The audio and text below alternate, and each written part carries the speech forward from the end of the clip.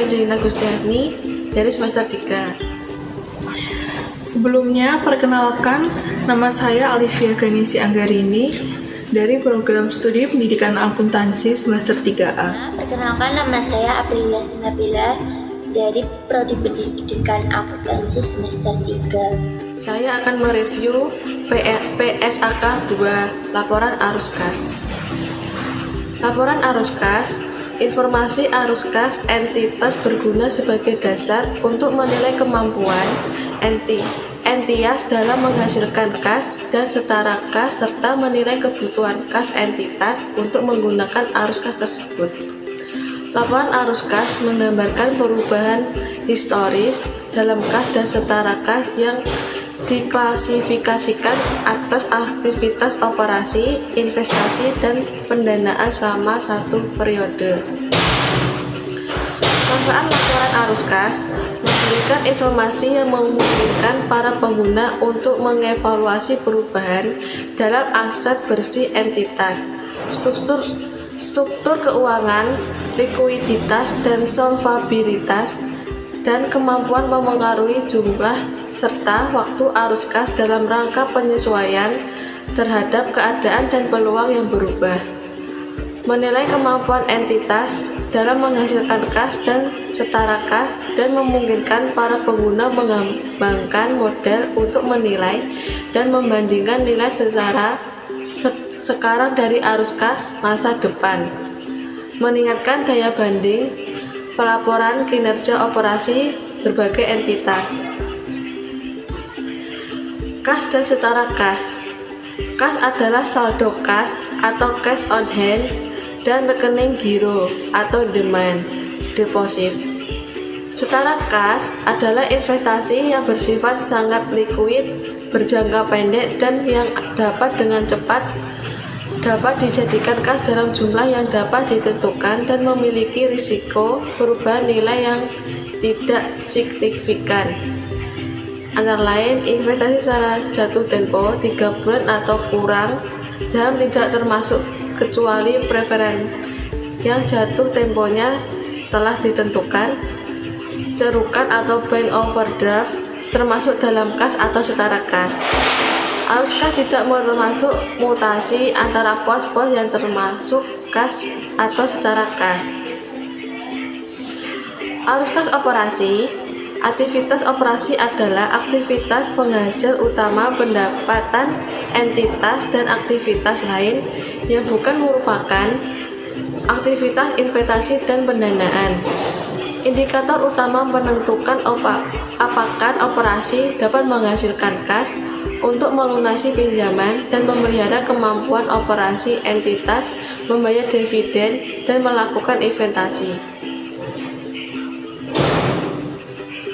Pelaporan arus kas dan dari aktivitas operasi, metode yang dapat digunakan, metode langsung, kelompok utama dari penerimaan dan pengeluaran kas bruto diungkapkan. Metode tidak langsung, laba disesuaikan dengan mengoreksi transaksi non-kas, penangguhan atau akrual dan unsur penghasilan atau beban yang terkait aktivitas investasi dan pendanaan. Dianjurkan melaporkan dengan metode langsung informasi yang lebih berguna.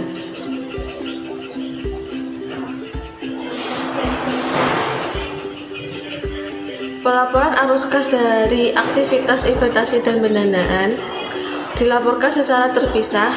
Kelompok utama penerimaan kas bruto dan pengeluaran kas bruto yang berasal dari aktivitas investasi dan pendanaan, kecuali yang boleh dilaporkan neto.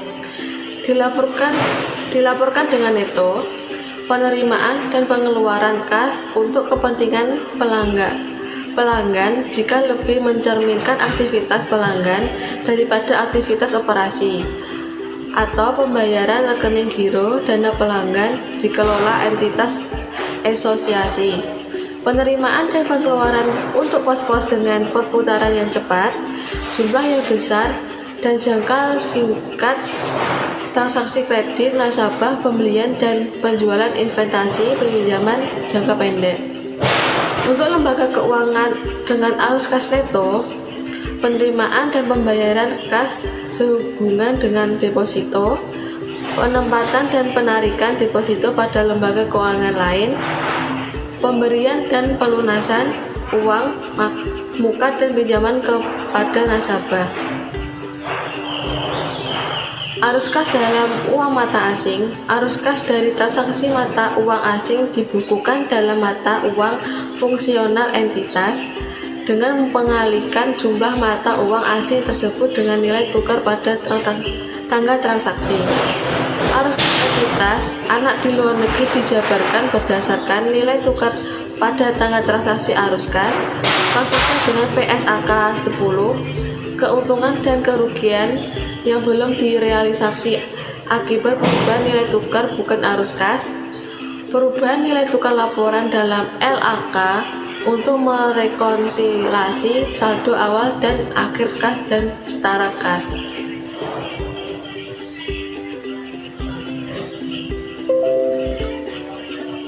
Investasi dalam asosiasi anak bisnis lain.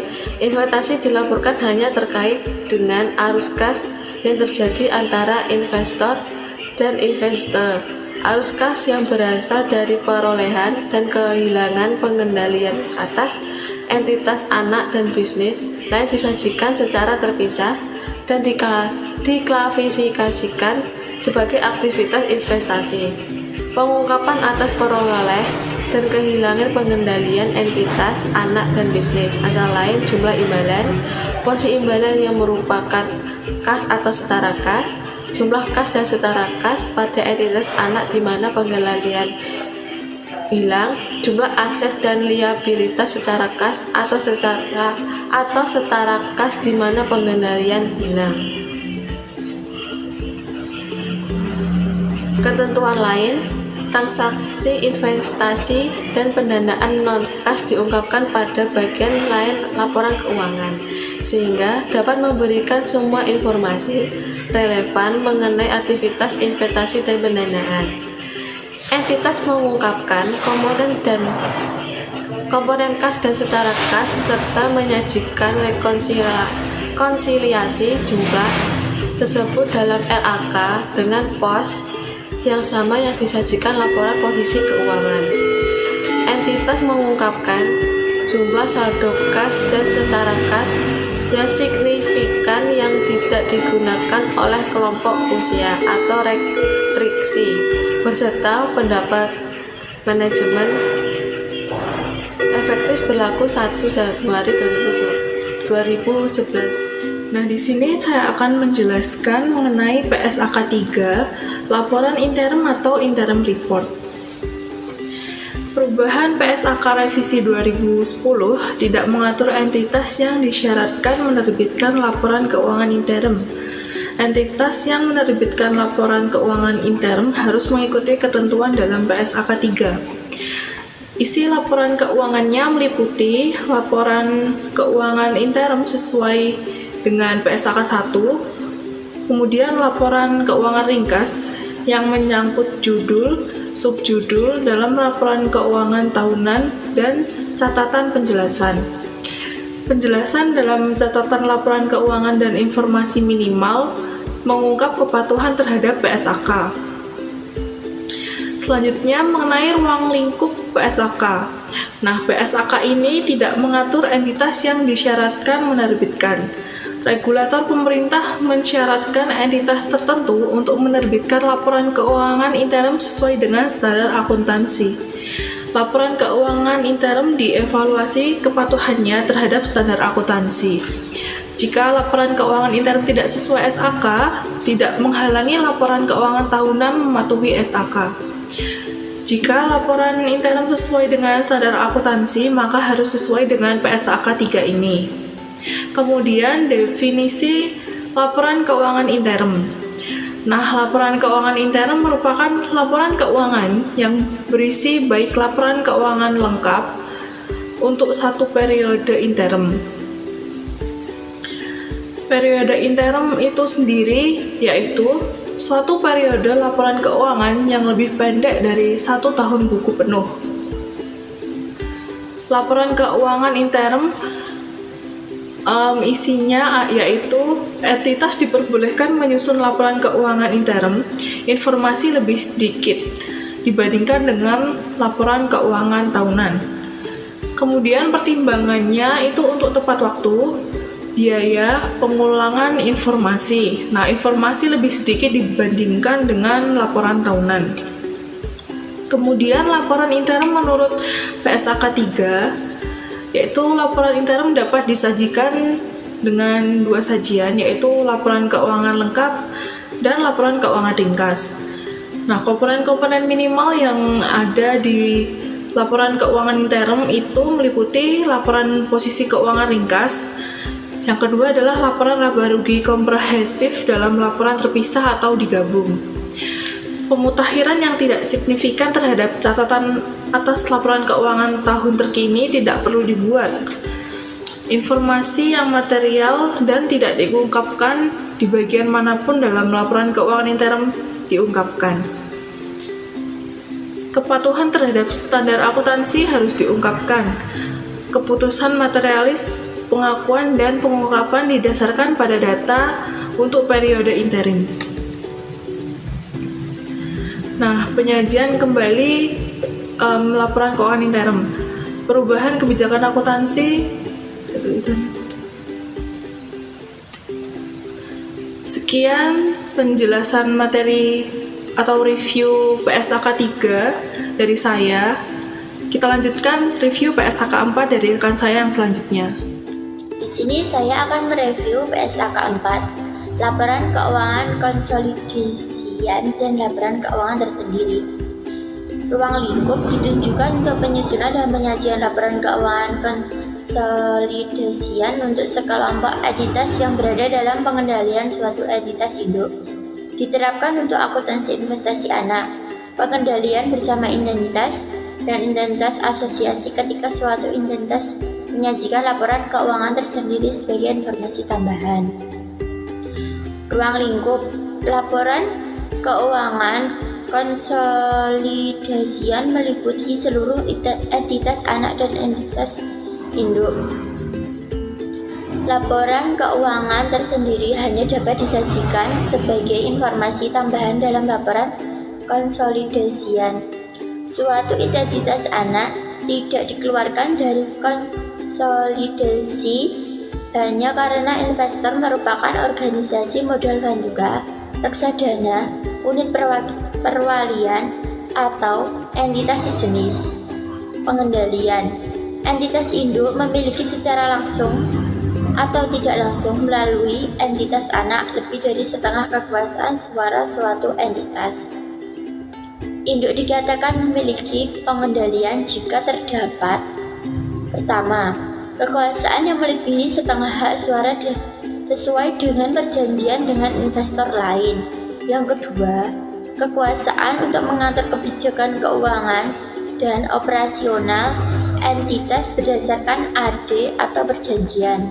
Yang ketiga, kekuasaan untuk menunjuk atau mengganti sebagai besar dewan direksi dan dewan komisaris.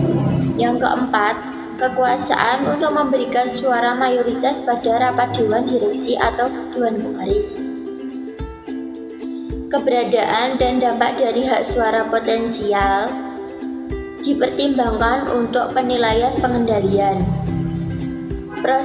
Prosedur konsolidasi identitas anak menggabungkan laporan keuangan identitas induk dan identitas anak satu persatu dengan menjumlahkan pos-pos sejenis dari aset, liabilitas, ekuitas, penghasilan, dan beban. Langkah-langkah prosedur konsolidasi. Jumlah tercatat investasi induk pada anak dieliminasi. Kepentingan dan pengendalian atas laba atau rugi identitas anak diidentifikasi. Kepentingan dan pengendalian atas aset neto entitas anak yang dikonsolidasi diidentifikasi. Saldo, transaksi, penghasilan, dan beban intra kelompok usaha dieliminasi secara penuh.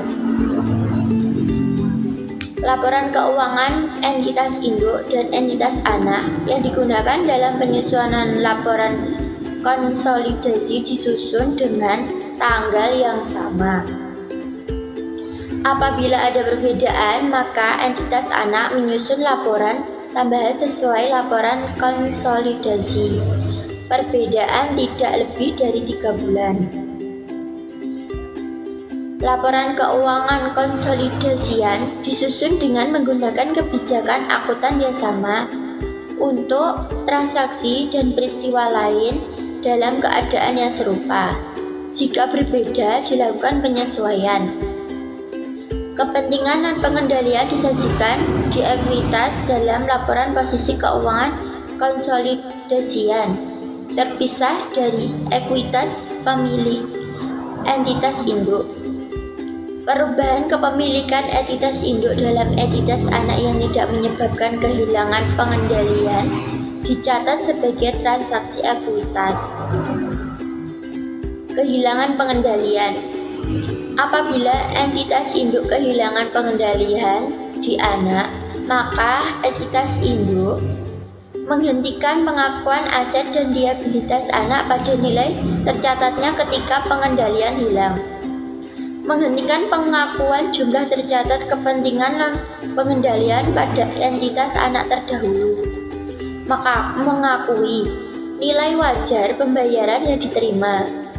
Distribusi saham. Mengakui setiap sisa investasi pada entitas anak terdahului pada nilai wajarnya. Merelaksifikasi ke laporan laba rugi. Mengakui setiap perbedaan pada hasil yang dihasilkan sebagai keuntungan atau kerugian. Pengungkapan sifat hubungan induk dan anak jika tidak memiliki pengendalian. Alasan mengapa kepemilikan lebih dari setengah tidak diikuti dengan pengendalian. Akhir periode pelaporan anak jika menggunakan tanggal atau periode yang berbeda. Sifat yang luas setiap restriksi signifikan. Rincian dampak perubahan. Sekian dari penjelasan PSAK 4. Kurang lebihnya saya mohon maaf.